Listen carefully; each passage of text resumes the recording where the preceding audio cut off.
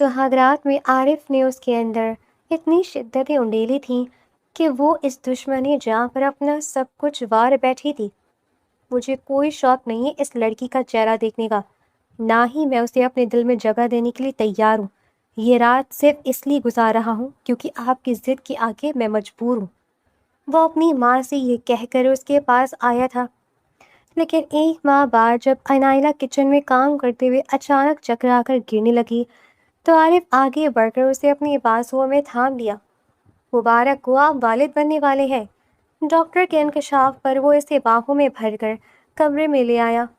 मुझे नहीं पता था कि एक बार करीब आने से इतना प्यारा तोहफा मिलता है। अब मुझे बहुत सारे बच्चे चाहिए। वो उसे बेड पर गिरा था, खुद भी उसके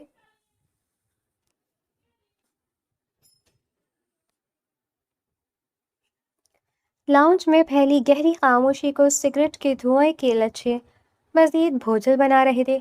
सोफे पर बैठा आरिफ मुसलसल एक के बाद दूसरी सिगरेट सुलगा रहा था और उसके चेहरे के तासरात किसी भी तरह एक नई जिंदगी का आगाज करने वाले दूल्हा जैसे नहीं थे। उसकी आंखों में वो चमक और चेहरे पर वो सुर्खी गायब थी जो रिवायती तौर पर इस अहम तरीन रात का हिस्सा होती है। उसकी जगह एक गहरा कर्ब, बेजारी और शदीद गुस्सा उसके माथे के शिकनों से आया था। वो इस घर का लाडला और मगरूर बेटा था जिसने हमेशा अपनी हर बात मनवाई थी, लेकिन आज खानदानी दबाव और माँ की जिद के सामने उसे झुकना पड़ा था। उसके जहन के पर्दे पर मुसलसल एक ही अक्स लहराता था, शहर का अक्स। वो लड़की जिससे उसने सच्ची मोहब्बत की थी, जिसे वो जिंदगी भर के लिए अपना बनाना चाहता था और जिसका तस्वुर उसे हमेशा इस मखसूस रात के लिए अपने दिल में सजाया था। लेकिन आज सूरत हाल बिल्कुल मुख्तलिफ थी। शहर की जगह एक बिल्कुल अजनबी और अनचाही लड़की उसके कमरे में उसकी शरीक हयात बनकर बैठी थी, जो उसके लिए किसी अजाब से कम नहीं थी। उसे महसूस हो रहा था जैसे उसके वजूद पर कोई भारी बोझ मुसल्लत कर दिया गया हो, जिससे निजात पाना अब उसके बस में नहीं था। रात आहिस्ता आहिस्ता अपने आखिरी पहर की तरफ सिरक रही थी और घर की रोशनी अब मदम होती जा रही थी। सीढ़ियों से उतरने की आहट हुई तो आरिफ ने सर उठाकर देखा। खदीजा बेगम, उसकी माँ, धीमे कदमों से चलती हुई उसके करीब आई और सोफे के दूसरे कोने पर बैठ गई। उनके चेहरे पर थकन और एक अजीब सी फिक्रमंदी थी। उन्होंने आरिफ के हाथ में जलती हुई सिगरेट और लाउंज में फैले धुएं को देखा, फिर एक सर्द आह भरकर बोली, आरिफ, जो कुछ होना था वो हो चुका। अब इस माजी के किस्से को यहीं दफन कर दो। इसी में तुम्हारी और हम सबकी आफियत है। जाओ, अपने कमरे में जाओ। अनाइला कब से तुम्हारे इंतजार कर रही है। माँ की बात सुनकर आरिफ के चेहरे पर एक तल्ख मुस्कुराहट उभरी। उसने सिगरेट का आखिरी कश लिया और उसे ऐश ट्रे में मसलते हुए तीखे लहजे में कहा, मुझे कोई शौक नहीं है इस लड़की का चेहरा देखने का, ना ही मैं उसे अपने दिल या इस घर में कोई रुतबा देने के लिए तैयार हूँ। मैं ये रात सिर्फ इसलिए यहाँ गुजार रहा हूँ क्योंकि आपकी जिद के आगे मैं मजबूर हो गया था, लेकिन इससे ज़्यादा मुझसे किसी चीज़ की उम्मीद ना रखिएगा। उसका वही पुराना ज़िद्दी और मखरूर लहजा बरकरार था जिस पर वो एक अरसे से कायम था। खदीजा बेगम ने अपने बेटे की आंखों में छुपा हुआ गुस्सा और नफरत देखी तो उनकी आंखों में आंसू तैरने लगे। उन्होंने दुख भरे लहजे में कहा, इसका मतलब है कि तुमने अब तक अपनी माँ को माफ़ नहीं किया। तुम नहीं जानती कि मैंने ये फैसला तुम्हारी बेहतरी के लिए ही किया है। जब तुम अनायरा को करीब से देखोगे, उसकी मासूमियत और उसके इखलाक को जानोगे, तो तुम्हें अंदाज़ा होगा कि वो शहर से कहीं ज़्यादा खूबसूरत और इस घर के लिए मौजू है। आरिफ ने अपनी माँ की बात का कोई जवाब नहीं दिया। उसने एक जख्मी और सर्द नज़र अपनी माँ पर डाली और सोफे से उठ खड़ा हुआ। मर्दों के दिल के दुख और उनकी अना की चोट को समझना शायद किसी भी औरत के लिए आसान नहीं होता, लेकिन जब एक माँ भी बेटे के इस अंदरूनी कर्ब को ना समझ पाए और उसे ख़ानदानी रिवायत की कुर्बानी का नाम दे दे, तो फिर किसी दूसरी औरत से उम्मीद लगाना ही फजूल हो जाता है। आरिफ ने बगैर कुछ कहे अपने कदम सीढ़ियों की तरफ बढ़ा दिए। दूसरी तरफ इस सजे सजाए कमरे के वस्त में बने रेशमी बिस्तर पर अनाइला सर झुकाए बैठी थी। वो एक इंतहाई मासूम, शर्मीली और बावक़ार लड़की थी जो अपनी ज़िंदगी के इस सबसे बड़े दिन पर शदीद खौफ और बेयकीनी का शिकार थी। वो जानती थी कि उसकी शादी जिस शख्स से हो रही है वो इस रिश्ते से खुश नहीं है, लेकिन ख़ानदानी फैसलों के सामने उसकी खामोशी के अलावा कोई चारा नहीं था। उसके हाथ उसके उरूसी लिबास के पल्लू को सख्ती से जकड़े हुए थे और वो सहमे हुए हर आहट पर चौंक जाती थी। ابھی وہ اسی شش و پنج میں تھی کہ کمرے کا دروازہ آہستہ سے کھلا۔ انائلہ نے سوچا کہ عارف آ گیا۔ اس کا دل تیزی سے دھڑکنے لگا، لیکن جب اس نے چہرہ اٹھا کر دیکھا تو سامنے خدیجہ بیگم کھڑی تھی۔ ان کے چہرے پر وہ خلوص اور محبت غائب تھی جو وہ اب تک سب کے سامنے دکھاتی آئی تھی۔ وہ بڑے سرد اور طنزیہ انداز میں چلتی ہوئی بستر کے قریب آئیں اور انائلہ کے سامنے کھڑی ہو کر اسے اوپر سے نیچے تک دیکھا۔ ان کا یہ روب انائلہ کے لیے بالکل نیا اور ہلا دینے والا تھا۔ خدیجہ بیگم نے انتہائی سخت اور زہر آلود لہجے میں کہا، ایک بات کان کھول کر سن لو انائلہ، میرے بیٹے پر کبھی حکومت کرنے یا اس کا دل جیتنے کی کوشش مت کرنا۔ تم اس گھر میں صرف ایک خاندانی ضرورت اور سمجھوتے کے تحت آئی ہو۔ تمہاری حیثیت اس گھر میں کیا ہے یہ یاد رکھنا۔ میں تمہیں صرف اس لیے برداشت کر رہی ہوں کیونکہ میرے خاندان کی عزت کا سوال تھا، اس لیے اپنی حد میں رہنا اور عارف سے کسی محبت کی امید مت رکھنا۔ یہ الفاظ کسی تیز دھار خنجر کی طرح انائلہ کے دل کے آر پار ہو گئے۔ وہ عورت جو اب تک اس کے سامنے ایک شفیق ماں کی طرح پیش آتی رہی تھی، اندر ہی اندر کتنا زہر چھپائے بیٹھی ہوئی تھی، اس کا اندازہ انائلہ کو اب ہو رہا تھا۔ اس گھٹن زدہ ماحول میں وہ چاہ کر بھی کوئی سوال نہیں کر سکتی تھی اور نہ ہی اپنے دفاع میں کچھ کہہ سکتی تھی۔ اس کی آنکھوں سے ایک خاموش آنسو ٹپک کر اس کے مہندی رچے ہاتھوں پر گر گیا، لیکن اس نے فوراً ہی اسے چھپا لیا۔ خدیجہ بیگم اپنی بات کہہ کر تحقیق آمیز انداز میں چلتے ہوئے کمرے سے باہر نکل گئی اور انائلہ کو ایک ایسے اندھیرے میں چھوڑ گئی جہاں اب کوئی امید نظر نہیں آتی تھی۔ کچھ ہی دیر گزری تھی کہ کمرے کا دروازہ دوبارہ کھلا۔ اس بار داخل ہونے والا شخص واقعی عارف تھا۔ مضبوط قدم اٹھاتا ہوا وہ کمرے کے اندر آیا، لیکن اس کے چہرے پر موجود بیزاری اور دکھ صاف نمایاں تھا۔ انائلہ نے پلکیں اٹھا کر اپنے اس نئے سرتاج کو دیکھا جو حسن و جمال میں تو بے مثال تھا، لیکن اس کے وجود سے نکلنے والی سردی پورے کمرے کو اپنی لپیٹ میں لے رہی تھی۔ وہ لڑکا جو اب اس کے مقدر میں لکھ دیا گیا تھا، اپنے اندر ایک طوفان چھپائے ہوئے اس کی طرف بڑھ رہا تھا۔ اب انائلہ کے پاس اس مقدر کو تسلیم کرنے اور اس کٹھن راستے پر چلنے کے سوا کوئی دوسرا راستہ نہیں تھا۔ عارف بستر کے کنارے پر انائلہ سے کچھ فاصلے پر بیٹھ گیا۔ کمرے میں پھیلی خوشبو اور عروسی سجاوٹ اسے مزید چڑچڑا رہی تھی۔ اس نے انائلہ کی طرف دیکھا جس کی جھکی ہوئی آنکھوں میں آنسوں کی نمی صاف چمک رہی تھی، بالکل وہی چمک اور وہی دیے جو اس نے آخری بار سحر کی آنکھوں میں دیکھے تھے جب وہ اس سے جدا ہو رہی تھی۔ اس مماثلت نے عارف کے اندر کے غصے کو مزید بھڑکا دیا۔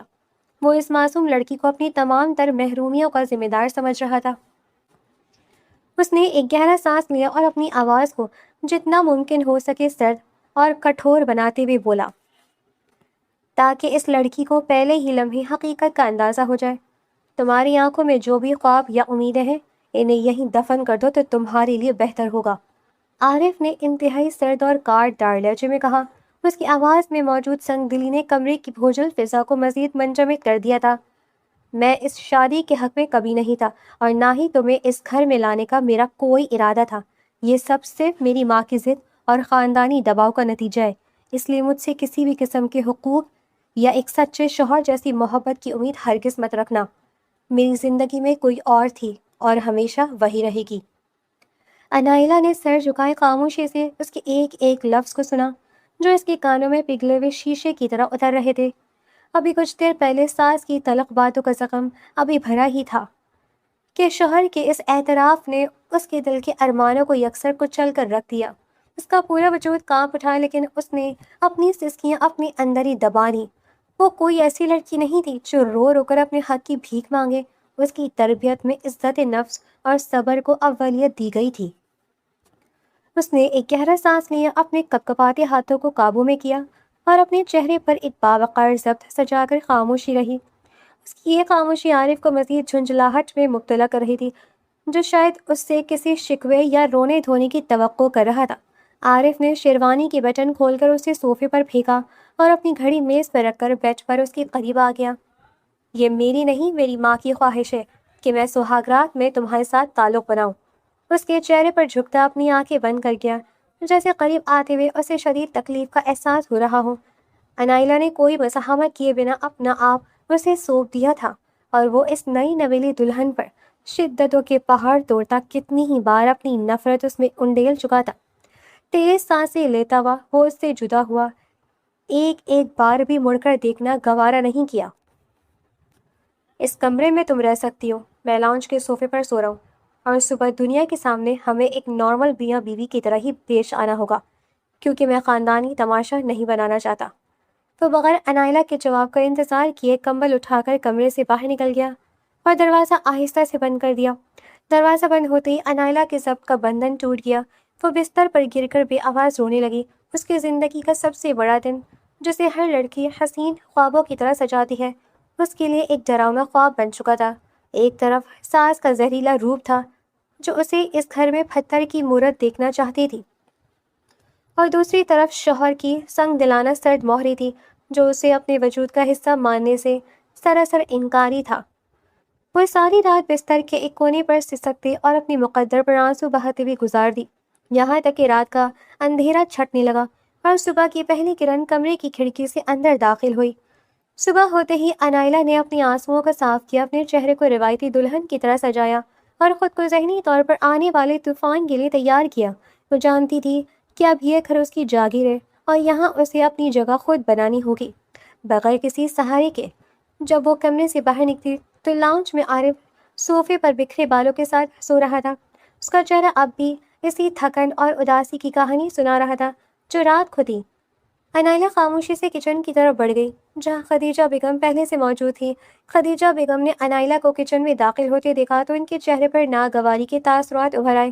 انہوں نے طنزیہ انداز میں کہا، بڑی جلدی جاگ گئی تم، خیر اب آ ہی گئی ہو تو چائے بنا دو، اور یاد رکھنا رات کو میں نے جو باتیں کہی تھیں انہیں اپنے ذہن میں نقش کر لو۔ اس گھر کے کام کاج تمہاری ذمہ داری ہے، لیکن میرے بیٹے کے معاملات میں دخل اندازی کرنے کی ضرورت نہیں ہے۔ انائلہ نے ان کے تیکھے جملوں کو سنا، لیکن اس بار اس کے چہرے پر خوف کے بجائے ایک عجیب سا استحکام تھا۔ اس نے نہایت دھیمے اور مؤدب لہجے میں جواب دیا، جی امی جی، میں اپنی ہر ذمہ داری اچھے سے جانتی ہوں اور آپ کو کبھی شکایت کا موقع نہیں دوں گی۔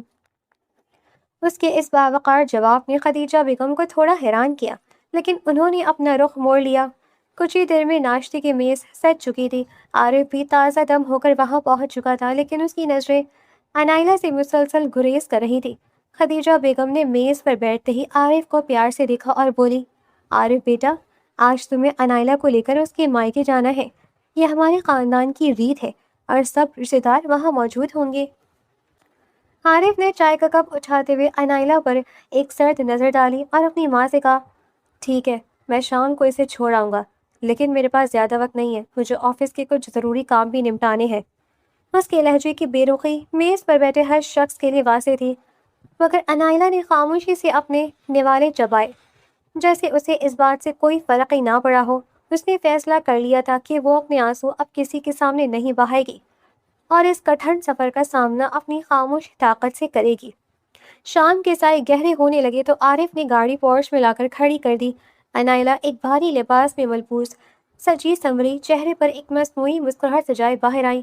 خدیجہ بیگم نے الوداع کہتے ہوئے بھی انائلہ کو گھور کر دیکھا، جیسے یاد دلا رہی ہوں کہ مائکے جا کر سسرال کا کوئی راز فاش نہ ہو۔ گاڑی کا سفر انتہائی بھوجل اور خاموش تھا۔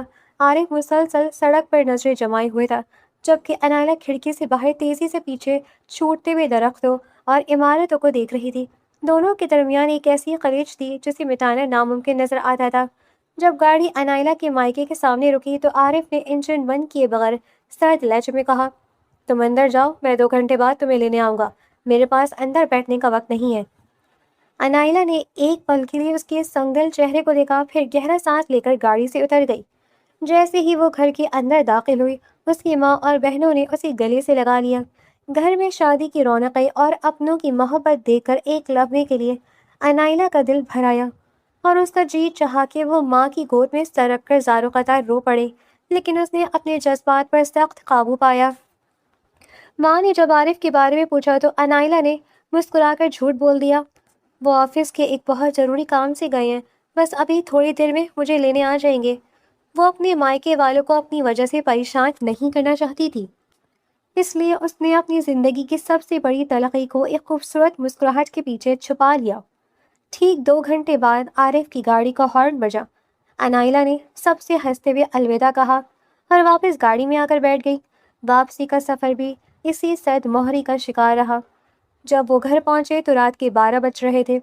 خدیجہ بیگم اپنے کمرے میں جا چکی تھی۔ عارف نے کمرے میں داخل ہوتے ہی اپنا کوٹ اتارا اور انائلہ کی طرف دیکھے بغیر بولا، کل سے میری روٹین عام دنوں جیسی ہوگی۔ مجھے صبح جلدی آفس نکلنا ہوتا ہے، اس لیے میری چیزیں وقت پر تیار ہونی چاہیے، اور ہاں، میری ماں کے سامنے ایسا کوئی تماشا مت کرنا جس سے انہیں لگے کہ ہمارے درمیان کوئی مسئلہ ہے۔ انائلہ نے اپنا زیور اتارتے ہوئے آئینے میں اس کا عکس دیکھا اور پرسکون آواز میں کہا، آپ کو کسی بھی چیز کی شکایت نہیں ہوگی، میں آپ کی اور اس گھر کی ہر ضرورت کا خیال رکھوں گی، لیکن آپ سے بھی ایک گزارش ہے کہ اگر آپ مجھے بیوی کا درجہ نہیں دے سکتے تو کم از کم اس گھر کی ملازمین اور اپنی ماں کے سامنے میری عزت نفس کو مجروح مت کیجیے گا۔ اس کے لہجے میں کوئی شکوہ نہیں تھا، بلکہ ایک غیر متزلزل وقار تھا جس نے عارف کو ایک پل کے لیے چونکا دیا۔ وہ کچھ کہنا چاہتا تھا لیکن پھر اپنی انا کے ہاتھوں مجبور ہو کر خاموش رہا اور تکیہ کمبل اٹھا کر دوبارہ لاؤنج کی طرف بڑھ گیا۔ اگلے چند دن انائلہ کے لیے کسی کڑے امتحان سے کم نہیں تھے۔ وہ صبح سویرے اٹھتی، غسل کر کے تیار ہوتی اور کچن کا سارا کام سنبھال لیتی۔ عارف کے اٹھنے سے پہلے اس کا ناشتہ، اس کے کپڑے اور اس کا آفس بیگ بالکل تیار ملتا۔ عارف جب میز پر آتا تو وہ سب کچھ ترتیب سے دیکھ کر اندر ہی اندر حیران ہوتا، لیکن اس کی انا اسے انائلہ کی تعریف کرنے سے روک دیتی۔ خدیجہ بیگم بھی انائلہ پر کڑی نظر رکھے ہوئے تھی۔ وہ بات بات پر اس کے کاموں میں نقص نکالتی اور طنز کے تیر چلاتی، مگر انائلہ ہر تلخ بات کو ایک دھیمی مسکراہٹ اور جی امی جی کہہ کر پی جاتی۔ اس کا یہ صابرانہ انداز خدیجہ بیگم کو مزید زج کر دیتا، کیونکہ وہ اس سے کسی چکنات یا بدتمیزی کی امید کر رہی تھی تاکہ انہیں اسے مزید دبانے کا موقع ملے۔ ایک شام عارف آفس سے واپس آیا تو اس کا سر درد سے پھٹا جا رہا تھا۔ وہ لاؤنج کے صوفے پر سر پکڑ کر بیٹھ گیا۔ خدیجہ بیگم اس وقت کسی رشتہ دار کے ہاں گئی ہوئی تھی اور گھر میں صرف انائلہ تھی۔ اس نے عارف کی حالت دیکھی تو خاموشی سے کچن میں گئی اور ادرک والی کڑک چائے بنا لائی۔ اس نے چائے کی پیالی میز پر رکھی اور بغیر کچھ کہے عارف کے قریب بیٹھ کر نرمی سے اس کے ماتھے پر ہاتھ رکھا۔ عارف نے چونک کر اسے دیکھا اور پیچھے ہٹنے لگا، لیکن انائلہ نے مضبوطی سے اس کا سر اپنے ہاتھوں میں لیا اور اس کی کن پٹیوں کو دبانے لگی۔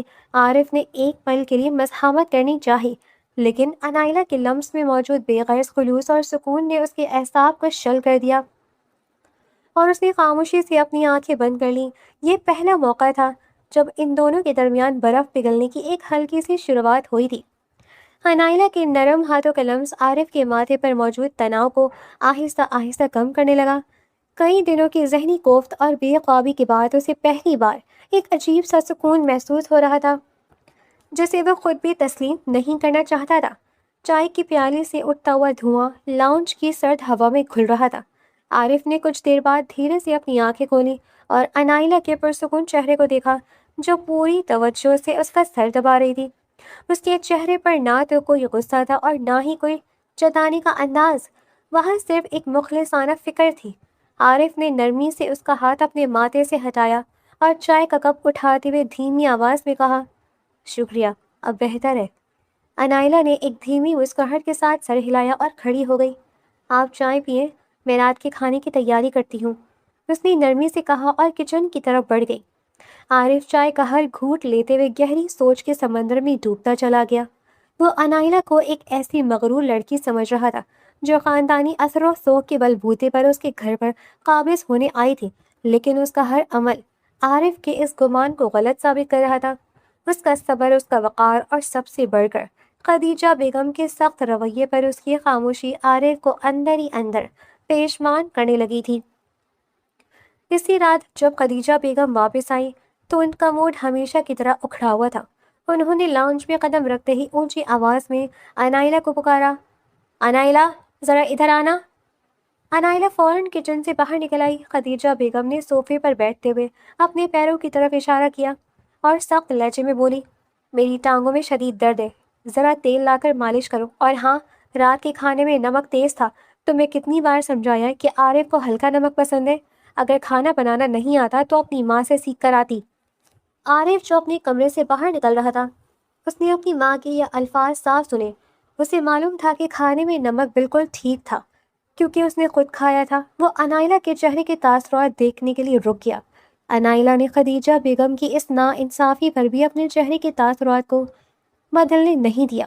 وہ خاموشی سے تیل کی بوتل لے کر آئی اور خدیجہ بیگم کے پیروں کے پاس زمین پر بیٹھ کر مالش کرنے لگی۔ اس نے انتہائی مؤدب لہجے میں کہا، معذرت امی جی، آئندہ میں نمک کا خالص خیال رکھوں گی۔ انائلہ کا یہ عاجزانہ اور باوقار انداز دیکھ کر عارف کے دل پر ایک گہرا ہتھوڑا لگا۔ اسے پہلی بار شدت سے احساس ہوا کہ وہ اور اس کی ماں مل کر ایک معصوم لڑکی پر کتنا ظلم کر رہے ہیں، جو بغیر کسی قصور کے اس گھر کی تلخیوں کو سہ رہی تھی۔ وہ خاموشی سے الٹے قدموں اپنے کمرے میں واپس چلا گیا، لیکن اس کا صبر اسے ملامت کر رہا تھا۔ اس کی انا کی دیوار اب آہستہ آہستہ کمزور پڑ رہی تھی۔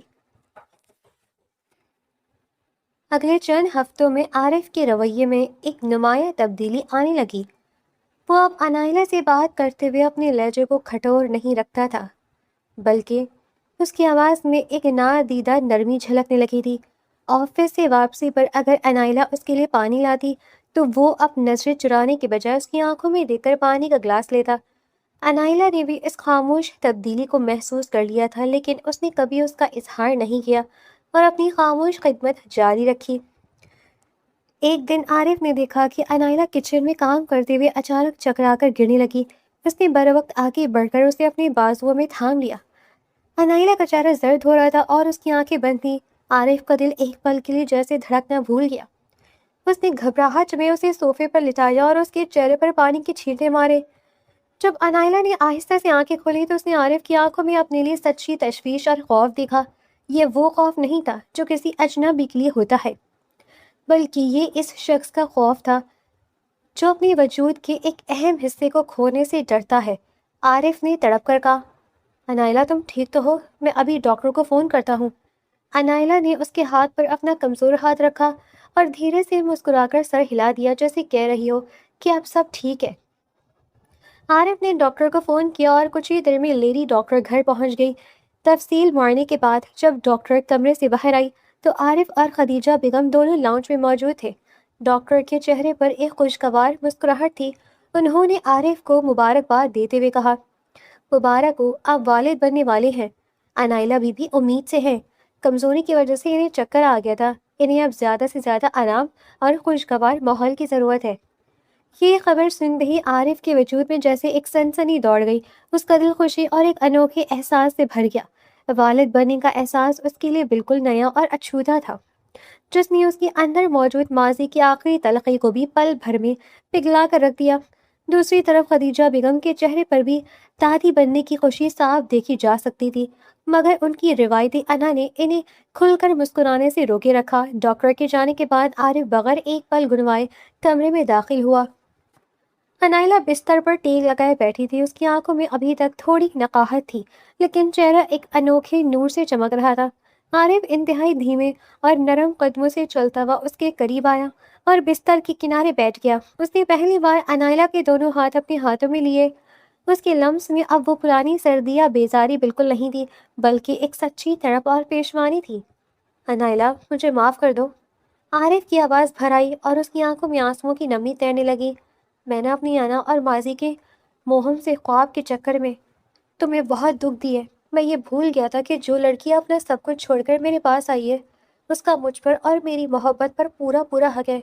تمہارے اس صبر اور خاموشی نے مجھے میری اوقات دکھا دی ہے۔ تم نے میرے زخموں پر مرہم رکھا ہے، اور اب ہماری زندگی میں آنے والی یہ نئی خوشی گواہ ہے کہ تم ہی میری اصل کائنات ہو۔ انائلہ نے عارف کی آنکھوں میں اپنے لیے سچی محبت، پیشوانی اور عزت دیکھی تو اس کی اپنی آنکھیں بھی چھلک پڑیں۔ اس نے کبھی عارف سے کسی بات کا شکوہ نہیں کیا تھا، اور آج اس کا وہی صبر رنگ لے آیا تھا۔ اس نے اپنے دوسرے ہاتھ سے عارف کے ہاتھ کو تھوڑا اور مضبوطی سے تھاما اور دھیمی سی مسکرا کر کہا، میں نے آپ سے کبھی کوئی گلہ نہیں کیا عارف۔ میں جانتی تھی کہ دلوں کے فیصلے وقت اور خلوص کے محتاج ہوتے ہیں۔ میرے لیے بس یہی کافی ہے کہ آج آپ میرے سامنے اپنی مرضی سے کھڑے ہیں۔ اگلے چند مہینے اس گھر کے لیے ایک خوشگوار تبدیلی کا پیش خیمہ ثابت ہوئے۔ عارف اب آفس سے سیدھا گھر آتا اور اپنا زیادہ تر وقت انائلہ کی دیکھ بھال میں گزارتا۔ وہ اس کے کھانے پینے سے لے کر اس کے آرام تک ہر چیز کا خود خیال رکھتا۔ خدیجہ بیگم کے رویے میں بھی واضح تبدیلی آ چکی تھی۔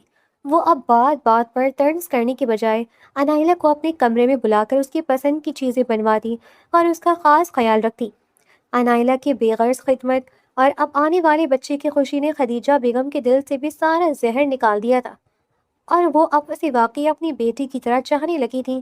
عارف اب لاؤنج کے صوفے کو خیر آباد کہہ کر اپنے کمرے میں اپنی بیوی کے پاس لوٹ چکا تھا، جہاں اب اجنبیت کی کوئی جگہ نہیں تھی۔ وقت کے پڑ لگ کر اڑنے کے ساتھ ہی وہ مبارک گھڑی بھی آن پہنچی جس کا پورے گھر کو بے صبری سے انتظار تھا۔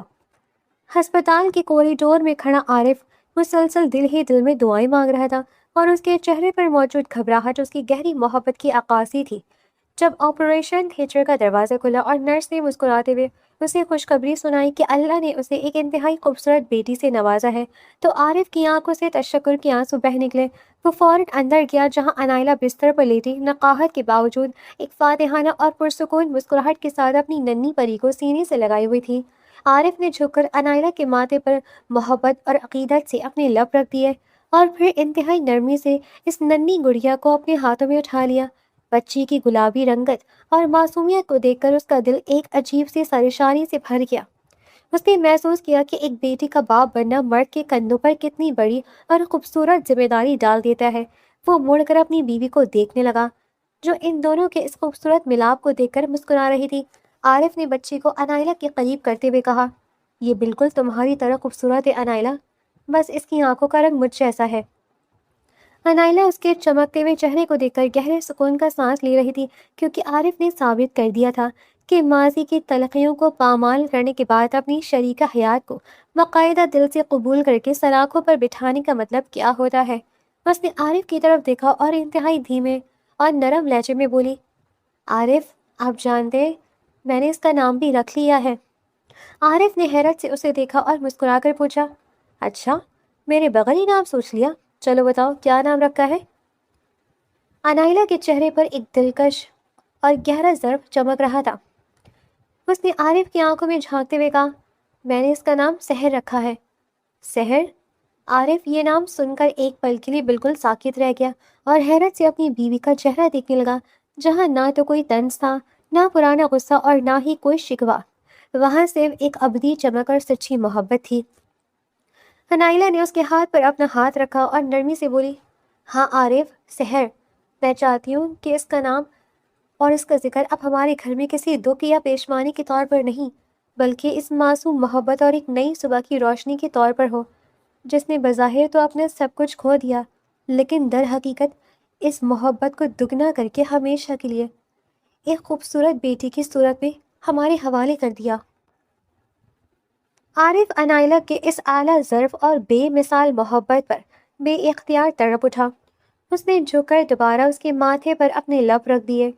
یہ اس بات کا اعتراف تھا کہ اگر محبت عاجزی اور عقیدت کا درجہ حاصل کر لے تو وہ پہلے سے کہیں زیادہ معتبر اور لافانی ہو جاتی ہے۔ ان دونوں کو اب ایک دوسرے کا کامل ساتھ میسر تھا، اور کائنات کے مالک نے ان کی تمام تر آزمائشوں کا اختتام ایک بہترین فیصلے پر کر دیا تھا۔ اب ان کی زندگی میں خوشیوں کی ایک طویل اور روشن رات لکھی جا چکی تھی، جسے اپنی محبت سے مزید منور بنانا اب ان کے اپنے ہاتھوں میں تھا۔